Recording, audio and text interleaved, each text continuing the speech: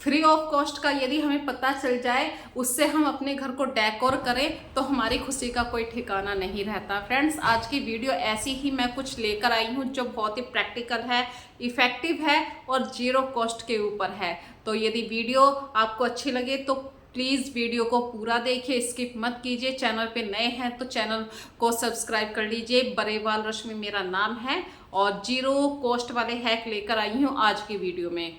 चलिए बिना देरी के आज की वीडियो स्टार्ट करते हैं। और जीरो कॉस्ट क्या है? बिल्कुल आप लोगों के घर में ये सिंपल सा फ्लावर पॉट आपने कभी देखा है? जीरो कॉस्ट है, सच में कह रही हूँ। और क्या है, जो हमारे घर के जो गमले होते हैं उनको सजाने के लिए भी हम बहुत सारे पैसे खर्च कर देते हैं, पर आज की वीडियो में एक पैसा भी मैं खर्च नहीं करूँगी। पुरानी चीज़ों से, जो हमारे घर में रखी हुई चीज़ें होती हैं उनसे अपने घर को डेकोरेट करना है। Almost free of cost hack का पता चल जाए तो हमारा दिल गार्डन गार्डन होने लगता है। जी हाँ फ्रेंड्स, सच में घर वही होता है जिसमें हम बहुत सारे छोटे छोटे से हैक को यूज़ करते हैं और अपने घर को सुंदर बनाने की कोशिश करते हैं।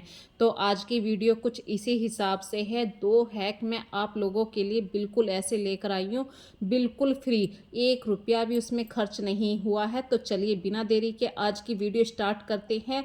ये देखिए, ये एक सुंदर सा बंच मैंने बनाया है। यदि मार्केट में आप बंच को लेने के लिए जाएंगे तो 150 मिनिमम उसका प्राइस होता है। तो ये क्या चीज़ लिया है मैंने, ये आप सभी के घर में अवेलेबल होती है, या घर के बाहर जो गार्डन होता है वहाँ पे आपको इस तरीके की घास मिल जाएगी। और ये जो सीजन चल रहा है ये है अगस्त का टाइम है।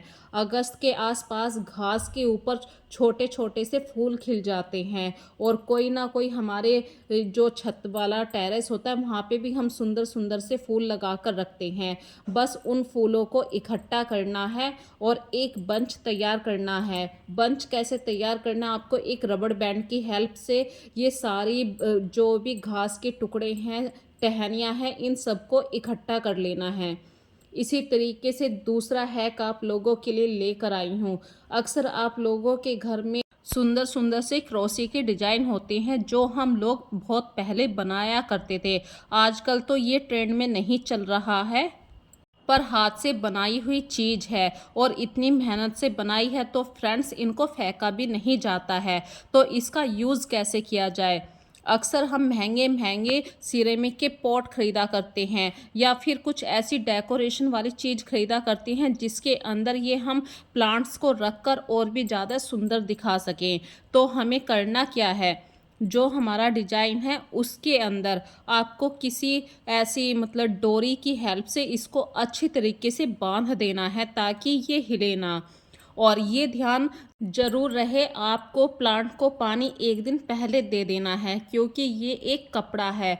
यदि इस पे मिट्टी का निशान आ गया तो हमारे कपड़े पे निशान आ जाएगा और जो देखने में भद्दा लगेगा। इस तरीके से अब हमारा जो गमला था जिसके ऊपर मैंने पहले से पेंट किया हुआ था वो पेंट भी डल हो गया था, देखने में अच्छा नहीं लगता था और घर की डेकोरेशन को भी ख़राब करता था। अब वो डेकोरेशन अच्छी तरीके से दिखाई दे रही है। जब भी मैं चीज़ों को मतलब इस तरीके से साफ़ किया करती हूँ तो अक्सर पहले वहाँ से काउंटर से या टेबल से सभी सामान को हटा दीजिए, क्योंकि सफाई का मतलब ये नहीं है कि ऊपर ऊपर से झाड़ देना। फ्रेंड्स, ये बात मैं इसलिए कह रही हूँ, मैंने अक्सर देखा है, सामने सामने साफ़ कर दिया, पीछे चाहे कितनी भी धूल हो। और ये बात मुझे बिल्कुल पसंद नहीं, चाहे मुझे अपने काम को करने के लिए 10 मिनट फालतू क्यों ही ना लग जाएं।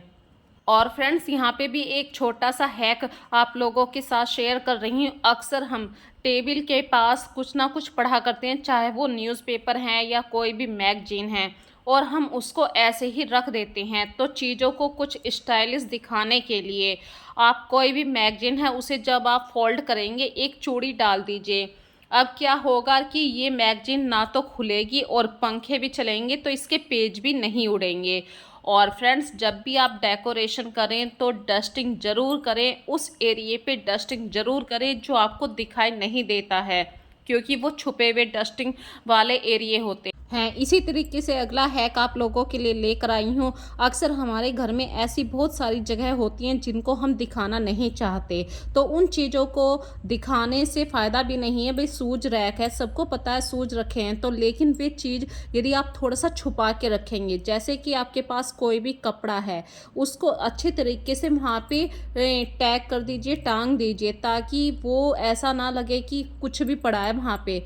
जब इस तरीके की शूज रैक को मैंने एक कपड़े से ढक दिया है, उसके ऊपर एक थोड़ा सा फ्लावर पॉट रख दिया है, आर्टिफिशियल फ्लावर पॉट रखा है और मनी प्लांट की बेल रख दी, उससे वो एरिया बहुत ही ज़्यादा सुंदर दिखाई देने लगा। इसी तरीके से फ्रेंड्स, अक्सर हम अपने घर में जब कपड़ों को फोल्ड करते हैं, पूरे बेड पे इस तरीके से कपड़ों को फैला देते हैं, जो बहुत ही ज़्यादा अनटाइडी लगता है। यदि इसी समय कोई गेस्ट आ जाए तो आपकी सारी मेहनत करी हुई बेकार हो जाती है। तो फ्रेंड्स, जैसे ही आप कपड़ों को उतार कर लेकर आते हैं तार पर से, भाई जो रेंटेड हाउस में रहते हैं तो उन्हें शायद स्पेस कम मिलता है, पर जिन लोगों के खुद के घर हैं वो अक्सर किसी स्टैंड पे कपड़े सुखाते हैं, तार के ऊपर कपड़े सुखाते हैं। तो कपड़ों का ज़रा फोल्ड करने का ज़रूर ध्यान रखिए। और बारिश के दिनों में यदि आपको लग रहा है कोई कपड़ा गीला है, तो उसे अलग से कोई स्टैंड के ऊपर डाल दीजिए, तार के ऊपर डाल दीजिए। अदरवाइज़ उसे फोल्ड करके रखेंगे तो उसके अंदर स्मेल हो जाएगी, और जिसकी वजह से कीड़ा लगने का भी डर रहता है। तो बारिश के दिनों में कुछ बातों का ध्यान रखना बहुत ज़रूरी है। और आपकी कबर्ड में जितने सेक्शन होंगे उतने कपड़ों को बिखरने का चांस कम होता है।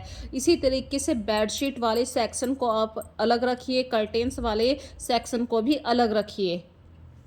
और अब बात करते हैं फ्रिज को ऑर्गेनाइज करने के लिए। अक्सर हम फ्रिज को अंदर से तो साफ़ कर लेते हैं, लेकिन जो फ्रिज के ऊपर वाला एरिया होता है उसकी डस्टिंग करनी भी ज़रूरी है। यदि 15 दिन के अंदर भी आप डस्टिंग करते हैं तो भी बेस्ट है, लेकिन हफ्ते में 10 दिन में हो जानी ज़रूरी है, क्योंकि 10 दिन के अंदर भी बहुत ज़्यादा फ्रिज के ऊपर काफ़ी गंदगी आ जाती है। तो अक्सर फ्रिज के ऊपर आप कोई कपड़ा डाल के रखिए, कोई भी कपड़ा डाल सकते हैं। बाज़ार में भी काफ़ी सारे अच्छे अच्छे इस तरीके के कोई ना कोई कपड़ा डालने का ऑर्गेनाइज़र आता है, पर ये मेरे खुद के घर के बनाए हुए हैं।